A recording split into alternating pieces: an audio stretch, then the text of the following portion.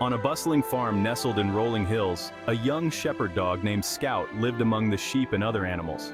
Scout was curious, energetic, and always eager to learn about the world around him. One crisp autumn morning, while patrolling the farm's borders, Scout heard a faint chirping. Following the sound, he discovered a small, injured bird lying in the tall grass. Her wing was bent at an odd angle, and she looked up at Scout with fear in her eyes. "Don't worry, little one," Scout said softly. "I won't hurt you, let me help." Gently, Scout picked up the bird in his mouth, careful not to cause her any more pain. He carried her to the old barn, where warm sunlight streamed through the cracks in the wooden walls. Scout fashioned a cozy nest from soft hay and straw, placing it in a sunny spot.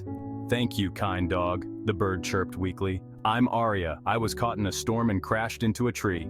"I'm Scout," the young dog replied. "You're safe now. I'll take care of you until you're better." As days passed, Scout and Arya formed a close friendship. The wise bird shared stories of her travels and the wonders she had seen from high in the sky. She taught Scout about the changing seasons, the patterns of the stars, and the importance of kindness to all creatures. "Life is precious, Scout," Arya would say. "Every being, no matter how small, has a purpose and a song to sing." Scout listened intently, his young mind expanding with each new lesson.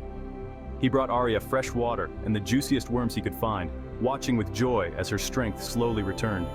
As autumn turned to winter, Arya's wing healed, and she began to flutter around the barn.